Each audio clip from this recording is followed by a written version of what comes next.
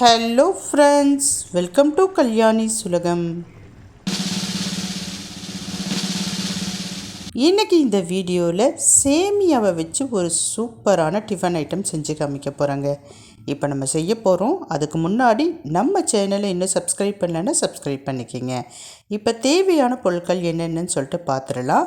கடலைப்பருப்பு, உளுத்தம்பருப்பு, முந்திரி பருப்பு, சீரகம், காய்ந்த மிளகாய், பச்சை மிளகாய், கருவேப்பிலை, இஞ்சி, வெங்காயம், சேமியா, இது எல்லாத்தையும் ரெடியாக எடுத்து வச்சுக்கிங்க. அப்போ தான் செய்கிறதுக்கு ஈஸியாக இருக்கும்.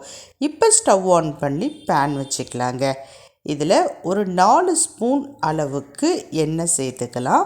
எண்ணெய் காய்ந்த பிறகு கடுகு பொரிய விட்டுக்கலாம்.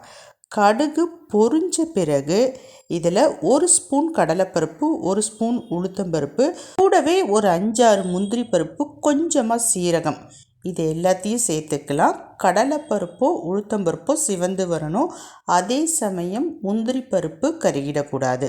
இப்போ இது கூட கருவேப்பிலை, 2 காய்ந்த மிளகாய், 2 பச்சை மிளகாய், ஒரு சின்ன துண்டு இஞ்சி துருவியது, இது எல்லாத்தையும் சேர்த்துக்கலாம். இப்போ இது கூட வெங்காயம் சேர்த்துக்கலாம். நல்ல 3 பெரிய சைஸ் வெங்காயத்தை நீல வாக்கில் மெல்லியதாக சேர்த்துக்கிறேன். வெங்காயம் நிறைய சேர்க்குறப்ப இந்த சேமியா ரொம்ப ருசியாக இருக்கும்.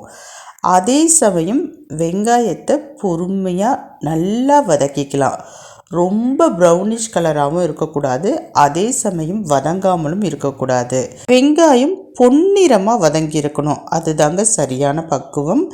இப்போ இது கூட தேவையான அளவு உப்பு சேர்த்துக்கலாம்.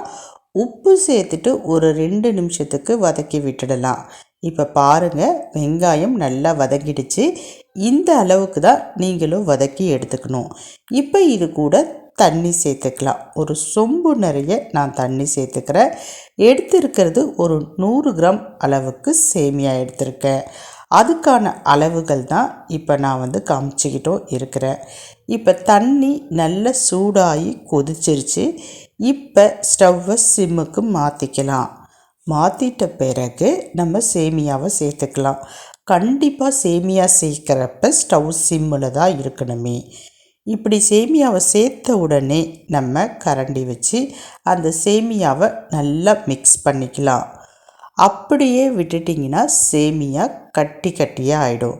அதனால் சேர்த்த உடனே இந்த மாதிரி நல்லா மிக்ஸ் பண்ணிக்கிங்க. ஸ்டவ் சிம்மிலேயே இருக்கட்டும்.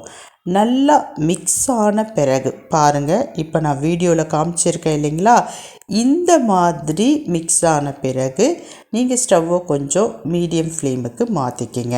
இப்போ நல்லா கொதிக்குது பாருங்கள், நல்லா தலபலன்னு கொதிக்குது.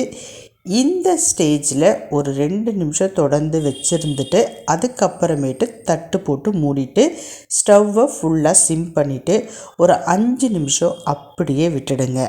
அதுக்கப்புறமேட்டு ஓப்பன் பண்ணிக்கலாம். நான் ஓப்பன் பண்ணிட்டேன் பாருங்கள், சூப்பராக நல்லா கரெக்டான பக்குவத்தில் வெந்திருக்கு. அதாவது சேமியாவில் 95% தண்ணி இழுத்துக்குச்சு, 5% மட்டும்தான் இருக்குது பாருங்கள். இப்படி இருந்தால் சரியான பக்குவம்னு சொல்லிட்டு அர்த்தம். இப்போ ஸ்டவ் ஆஃப் பண்ணிடலாங்க. ஆட்டோமேட்டிக்காகவே அந்த 5% தண்ணியும் நம்ம இறக்கிட்ட பிறகு இழுத்துக்கும். இதே மாதிரி செஞ்சு பாருங்கள். பாய்.